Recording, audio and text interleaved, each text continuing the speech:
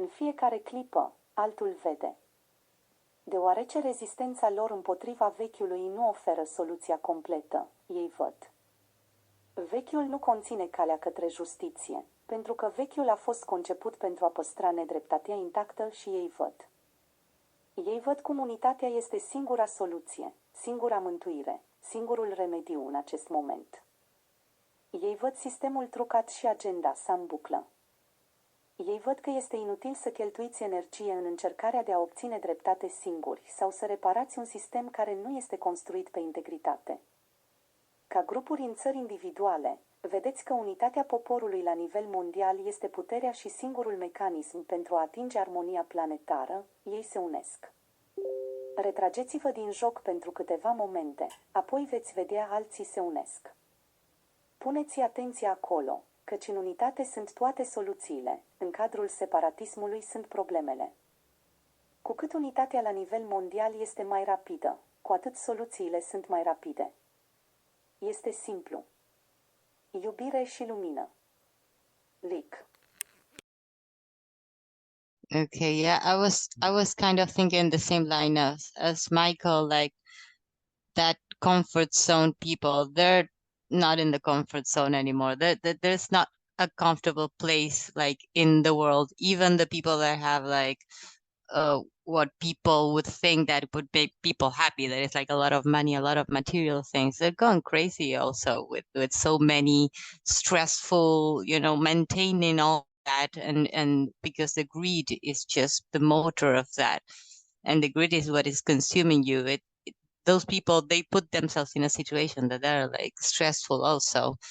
And this is a time also we're all like vibrating of feeling that this next New Year is gonna bring amazing things. And in one of the last cards that I'm doing, that is it's to download and share it. It's in the Telegram contributors group and also in the administration hub. I was putting this just recognize the infinite creator you are, how unlimited everything can be if you just trust yourself. So it was like in this 2024, let's accomplish the impossible, or that we thought it was impossible. But what is impossible? Let's start to ask this question. Stop like being in that hamster wheel where you always like trying to keep up with some ideals that you think that are the truth of how to become happy, and they don't work. And that is like harder and harder to maintain in any level. So I don't think anybody is really comfortable. And the people that used to be comfortable, in the middle class comfortable, let's call it, they're just hanging on now.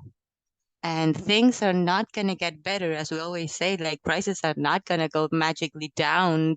Everything in this system that we were brought up, it's a game where you always think that you need to get something else, but your wage is never going to be as high as the prices, like the proportion of the prices going up. So in that system, you always lose. Everybody loses, but that 1% that we always talk about.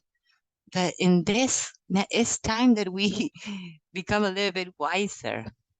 Stop doing the same things. Ask new questions. Look new ways. All the old ways, they don't work.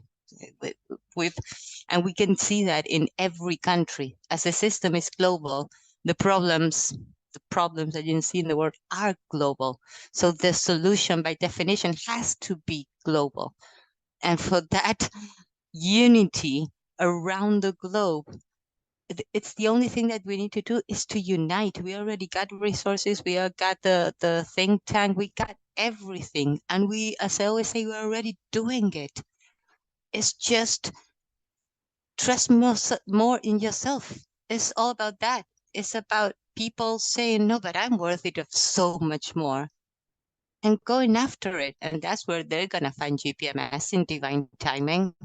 But yeah, in the meantime, we're spreading in any way that we can. And, it's going to get viral very soon. So that's like a conviction that I have. So Yeah, I just wanted to add on to the tone and the sort of what's been said already. I actually had a conversation earlier today where I found myself expressing the fact that this high idea that people are still in like comfort zones. I think that's it. I think that's gone now, and I think that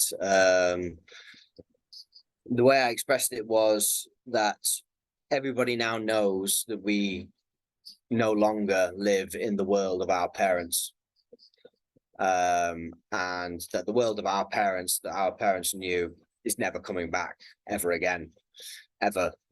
That which was and always had been and seemingly thought was going to be forever is not anymore, and it's just to varying degrees to which ones are coming to terms with that right now. And but uniformly, I think almost on a global level, there is a global awareness that humanity is moving into a new phase of something, and many people don't want to go very deep into it. No, many people don't want to scratch the surface of it, but everybody, I think, now is fundamentally aware of it.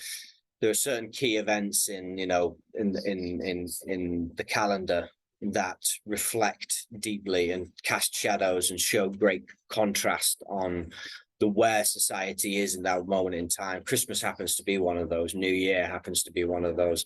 Those are times of the year that were always traditionally meant to be self-reflective anyway, and time spent with the family. It had all these things that we all attached with it. Well, when you couple that with what is seemingly the chaos in the world going on right now, and this overwhelming sense by everybody that we are now in something new and never before seen, and what's that going to go look like? Time and tide wait for no man. The tide is now coming in, and to varying degrees, people are now realizing that. And at some point, they're all going to look up and they're going to see us there on this nice, beautiful ship, and we're all going to be smiling, waving them in the sunshine, and say, "Here you go. Come on board the GPMS ship. It's here. Don't worry. Don't panic. Yes, we see the tides coming in too. And for those that wait very long, we've got ropes with like buoyancy aids, so we'll get them. Don't worry." But yeah, I think this period now over the next few weeks is going to trigger. We're going to see a big cascade of people finally having to come to terms with this fundamental fact that you could maybe say it's the first new year when people realize that we are in a new world, whatever that means for each individual, on their own terms and in their own basis. And then hopefully, subsequently, the questions, well, then what do I do with that? What do we do with that? So on and so forth. And that's the moment that's the time I can see GPMS really beginning to start to shine and become more and more evident to people as they begin to explore those questions. Okay. Brother, Rick, you got your hand up, and I saw you did, B, as well. Yeah, thank you. You know that realistically, as Lee just said very perfectly, there is no law to protect the people on the planet. You know, when we look at international law, the very ones that let's say are self-appointed are certain countries themselves, but again, they do not have the people's best interest in mind with the rules that they lay out. So, you know, it's all chaotic to the extent that there is not any real true law for humanity and international law. What Lee was speaking about, that is not in, there is no one per se to enforce it. It is only like a gentleman's agreement with the ones that are the present rulers or leaders making the decisions for people. But again, the straight direct conflict is that the decisions they are making are harming humanity. And when this occurs at any given time, and philosophically, theologically, and let's say a little bit into at least that political arena, that it becomes the obligation again of the people to the moral obligation of the people to do something. You know, it's not right with all of the suffering. And that's what GPMS is doing. This is the moral obligation, GPMS, and enough is enough. So